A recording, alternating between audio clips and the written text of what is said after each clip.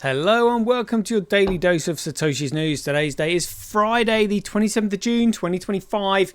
The year BSV comes alive. Branch your threads, expand your mind with treechat.ai.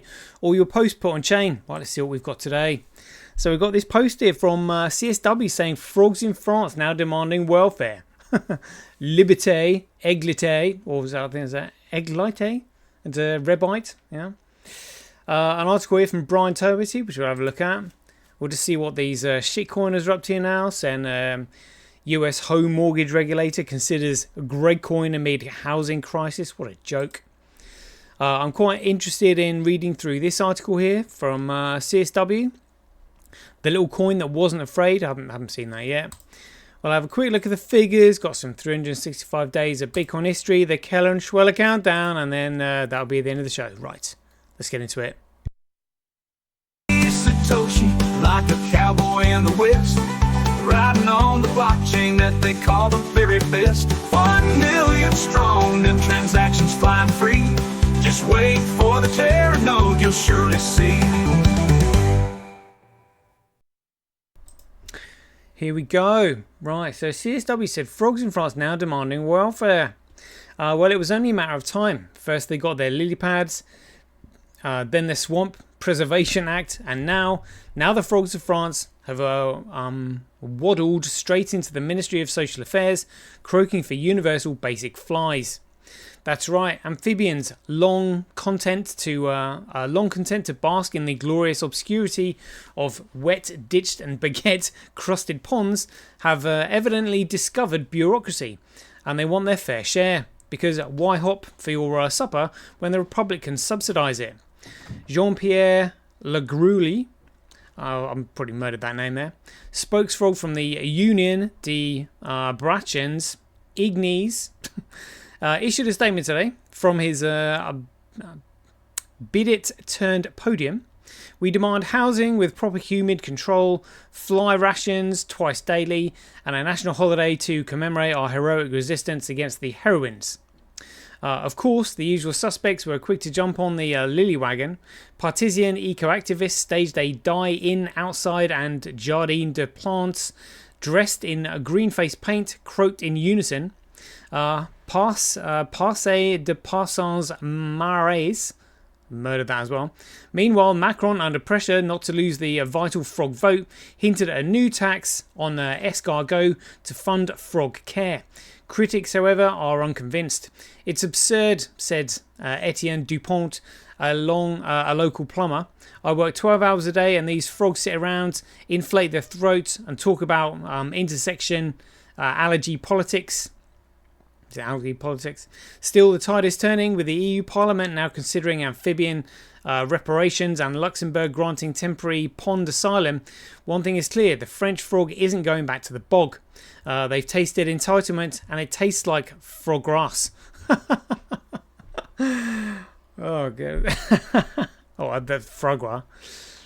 That's actually really funny. I do enjoy CSW's humour. He knows exactly what's going on.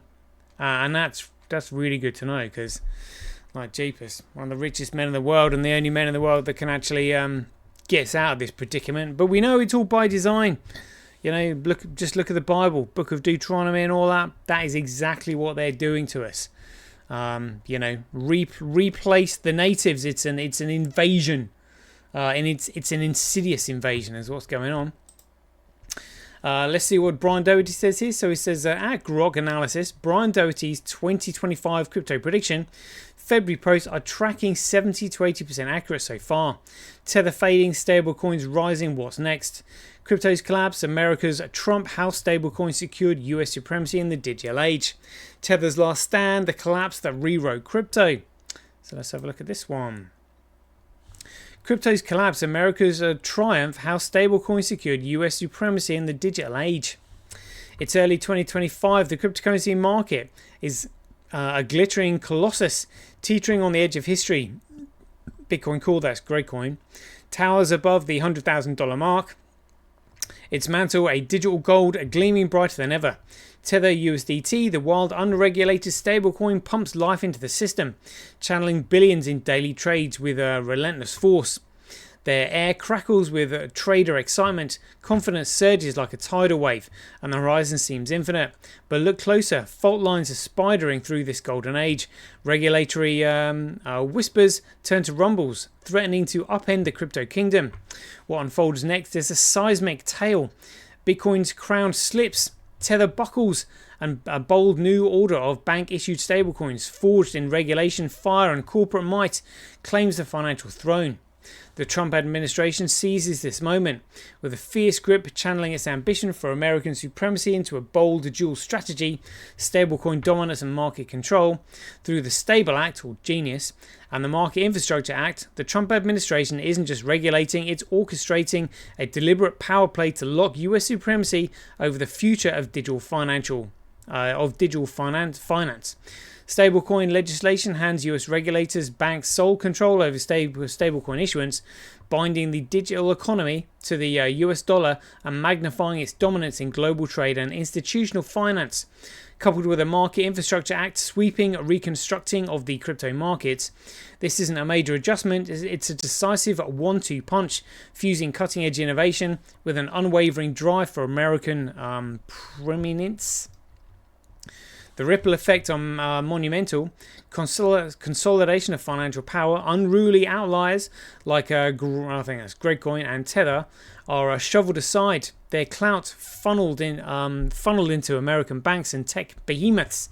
These new titans rise as the digital economy overlords rewrites the rules and tightening their hold on global markets.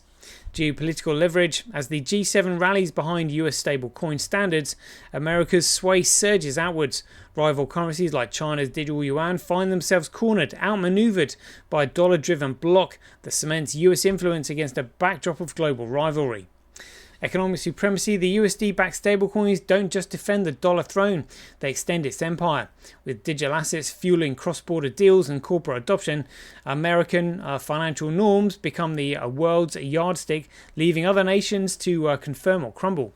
This isn't a quiet revolution, it's a power grab draped in code and currency. The Trump administration's blueprint turns stablecoins into a battering ram for US dominance, crafting a digital finance landscape where America doesn't just lead, it commands. What would this look like? March 2025, regulatory foundations laid. In March 2025, the first tremors of the change ripple through a market. A stablecoin and a Market Infrastructure Act enters its final negotiation phase in Congress, with passage of both expected by June. These landmark bills will mandate that only regulated banks with audited USD reserves can issue stablecoins, effectively sidelining Tether and reshaping the crypto landscape. Market impacts, big tech moves, institutional positioning. Market impact, global coordination, institutional shift. May. June, paradigm shift. What's he predicting for July? Transition in motion. With the compliance period underway, Tether's market share erodes visibly. Bitcoin's liquidity hits a critical low, closing at $72,000. Oh, that's got to be Gregcoin. Institutional rotation. Hedge funds and market makers reduce BTC exposure, favoring cash-heavy positions. BlackRock targets early 2026 for stablecoin ETFs. Big tech advances. AWS pilots stablecoin-based B2business or business-to-business settlements, and Google tests Google Pay in select markets. Where does this go? August, September, October. Oh, and remember, we've got the London Blockchain Conference. Is it October 23rd? So what's he predicting for October? October 2025, the collapse. Bitcoin, that's Gregcoin's liquidity crisis, triggers a cascading sell-off, plunging below $50,000 by mid-month and bottoming at $45,000. Tether's market cap drops below $20 billion. Market impact. BTC closes at $47,000 with no liquidity recovery in sight. Stablecoin timeline. In November aftermath, Bitcoin's liquidity crisis worsens with BTC falling to $33,000. December 2025, Gregcoin plummets to $23,000. Oof. January 2026, back to $16,000. February 2026, 11. Conclusion, a new financial order. The collapse of Gregcoin and the rise of bank-issued stablecoins marked the end of a speculative crypto era and the birth of regulated digital economy. Backed by clear regulations and corporate adoption, stablecoins have become the backbone of global finance. Big tech leads the charge, with AWS, Google and Apple shaping the future of money. Bitcoin, once the king of crypto, that's great coin, is now a relic, a testament to a time when unregulated assets promised disruption but faltered under the weight of instability. The future belongs to scalable, compliant digital finance and utility where stability and efficiency reign supreme. Wow. Wow. Epic. We'll have to see what happens. Looking forward to that. No mention of genuine Bitcoin in there. That would be interesting. Dare he come up with a prediction for that?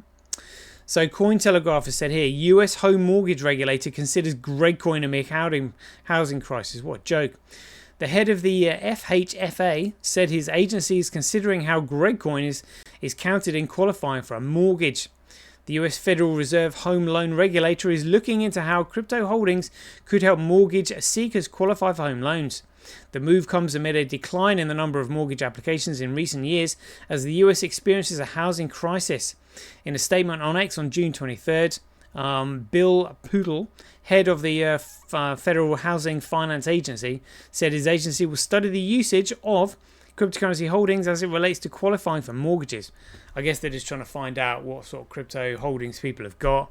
You know, it's all you know, underhand. Oh, yeah, what are you holding? What have you got? Blah blah blah blah blah.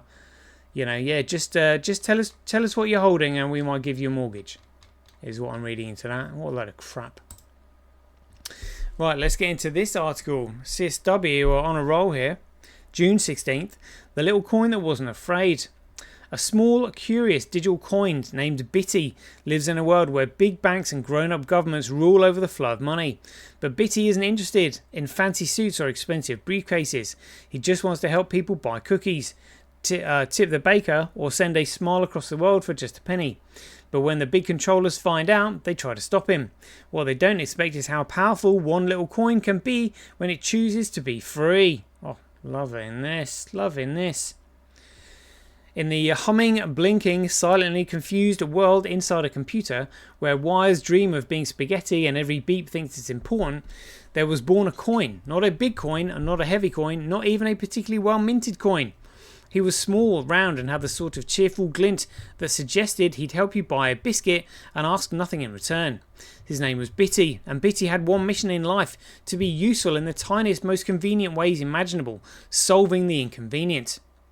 The world outside Bitty, ruled by big coins, enormous important coins with very shiny surfaces and very serious faces, they clanked when they moved. They had offices, some even had chairs with a lumbar support.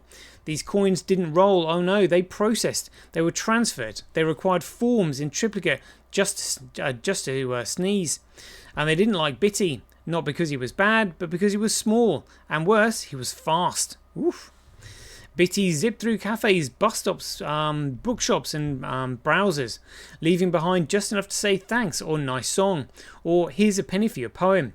He was everywhere the big coins weren't. He didn't need bodyguards, passwords or an expensive suit. And that made him dangerous, because nothing scares important people more than something small behaving like it doesn't need permission. Far away in a tower filled with swivel chairs and very serious eyebrows and words like hodl, the controllers were not amused. One of them spilled his coffee, another dropped his important graphs, a third clutched his pearls, figuratively, but very expensive. Who was letting this tiny coin run about unsupervised, they thundered. They didn't fear crooks or robbers, they feared the baker, the busker, the girl who paid for tea without filing a Form 88B. The controllers were an emergency meeting, which meant everybody shouted, nobody listened, and someone ordered sandwiches that no one ate. We need rules, barked one of them with the loudest tie. We need forms, snapped one with the longest nose. We need a freeze machine, declared one whose moustache looked like it filed complaints for fun. They all agreed Bitty must be stopped before someone used him to buy a second biscuit without approval. Freeze machine? Oh, that's funny. So they built it, a colossal contraption of red tape, blinking lights and official stamps. So many stamps it needed its own librarian. The freeze machine didn't hum, it sulked. It made a kind of noise that suggested it disapproved of your shoes. It watched every coin, especially small ones, especially Bitty. But Bitty wasn't in the mood to be watched. He just winked, spun twice and zipped straight through the cracks. Hey, check it out. Frustrated, the controllers tried a new trick. They didn't chase Bitty, they chased language. They took the words digital money and dressed them up in silk and nonsense. Nonsense, they made cards that beeped and apps that smiled. Look, they cried, it's just like Bitty. Except it wasn't. It was slow, it was leashed, and it asked you to tick 3 boxes and prove you were wearing clean socks before it bought you a sandwich. The people stared at their new digital money and blinked. It beeped politely. It asked them to confirm. It wanted their name, their shoe size, and possibly a letter from their grandmother. They swiped, they tapped, but something was missing. It didn't feel like spending. It felt like asking for permission with sparkles. Bitty watched it all from the wires. He saw the spark button. He saw the swishy cards. He saw people smiling with their mouths and sighing with their souls. This isn't how it's meant to feel, he thought. Money shouldn't need a note from your bank manager and a bedtime story. And so Bitty did what any small, unregistered, unrepentant, cheerfully coin would do. He zipped off into the world again, quiet as a thought, quick as a giggle. And something marvellous happened. Bitty helped a girl send a penny to her granddad. Just one. No questions, no forms, no digital fingerprint of her tea preferences. The granddad chuckled, bought a bun and tipped the baker. The baker paid the fiddle, who sang for the florist, who smiled at the butcher, who danced with the librarian, who, well, you get the idea. Bitty had started a chain reaction of cheer, and all without asking once. The controllers scrambled. It's spreading, they shrieked. Stop the tipping, ban the biscuits. They waved clipboards, they summoned committees, they even tried, frowning harder. But people just laughed. It's only a little coin, they said, sipping their tea. What's the worst it can do? Which, incidentally, is the exact sentence history writes down before something interesting happens. Bitty didn't roar, it didn't march, it didn't even raise his voice. He simply moved from one person to another, quiet as a smile, soft as a thank you, unstoppable as a sneeze in a library. Because real freedom doesn't wear boots, it jingles in pockets, it clicks in cups, and it never ever asks for a receipt. They say power comes from places, passwords and very large desks, but Bitty knew better. Power lives in the tiny moments, a coin passed hand to hand, a thank you dropped like sunlight, a laugh paid forward, and in those moments small things become mighty. Oh, great stuff. A thank you dropped like sunlight, a laugh paid forward. Loving that. So the big coins still thundered in their towers and the controllers still mumbled in their meetings. But out in the world, out where it mattered, Bitty danced. Not because he was powerful, not because he was rich, but because he was free. And freedom, when it's real, doesn't need fanfare. It just buys the coffee and never explains. So the big coins still thundered in their towers and the controllers still mumbled in their meetings. Yeah, loving that. The world didn't notice at first. No headlines, no parades, no thunderclaps from the sky. Just small things. A poem paid for. A promise kept. A baker who smiled because someone somewhere sent a tiny coin that said you matter. And in that glint, in that quiet jingle through the wires, Bitty became something very few things ever managed to be. He became trusted. Oh, brilliant. So if one day a coin lands softly in your pocket or flutters through your phone like a moth with good manners, don't ignore it. It might be small, it might be quiet, but it carries something enormous, a whisper of choice, a glimmer of mischief, and the polite insistence of freedom belongs in the tiniest things. What a great article that was. That was absolutely epic. That was absolutely epic. Oh, that's 20 minutes. That's a good show. 20 minutes already. Let's have a quick look at the figures then. Loving that. Great coin, $106,000. Bitcoin, $30,000. Hash rate, 0.4%. Network nodes, 0.1%. Transactions, 15.52. Block size, 62.12 though. Nothing to write home about just yet. But look at this. 81,000 times cheaper to transact on Bitcoin than Gregcoin. For mining Bitcoin at a 45% comparable loss. It's 17% more profitable to mine on Fisher Price Cash over Gregcoin. And 2.8% more profitable to mine on B Crush over Gradecoin. Politics is in the pie charts as ever. Let's have a quick look. 7 days, 24 hours. Gradecoin Ash at other miners 9.7. B Crush other miners 19.4. Fisher Price Cash other miners not even on there. But yeah. CoinDance don't really report what's going on. Let's have a look at some 365 days of Bitcoin history. On the 27th of June 1958 is the birthday of Cynthia DeWerck, the creator of Proof of Work with Monty Nail. So it's a anniversary, birthday today. Congratulations. 27th of June 2013, a US Marshal Service auctioned 29,656 seized Gradecoin. Nearly 30,000 government seized Gradecoin obtained by the US Marshal Service during the October 2013 bust of the Silk Road website are auctioned off in chunks of 3,000 Gradecoin. Actually, they would have been genuine Bitcoin back then. Bidders are required to deposit $200,000 USD via bank wire in order to qualify for the auction. A single bidder, venture capitalist Tim Drater, won every auction, indicating that his winning bid prices were far higher than the current market price. Wow. There we go. And he's done alright since then. What were they in 2013? Jeepers, it would have been what, like $30, like basically what genuine Bitcoin is now. Back then, jeepers, and he spent $200,000 on them. So they've gone from $30 up to now $100,000. That is crazy. That is crazy. Like whoa. Right, okay, let's get into it with the Kellenschweller countdown. Here we go. It is Friday, the 27th of June, 2025. We've got 83 days left on the countdown. Loving that. Right, there we go. We'll leave it there. I hope you enjoyed it. So as ever, if you enjoyed these updates, please ding all donations for your appreciation to either Satoshi@Semi.com, Handcash.io, RockWallet.me, Simply.cash, Related.com, or Senti.ch. We'll leave it there. I hope you enjoyed it. As ever, be aware, take care, stay safe out there, and we'll see you in the next one. 2 years ago, you got SegWit, which we lied and cheated and stealed, and I was part of the lying and cheating and stealing to get SegWit, to get Lightning, which, by the way, had critical vulnerabilities and lost people's money. The king still has one more move.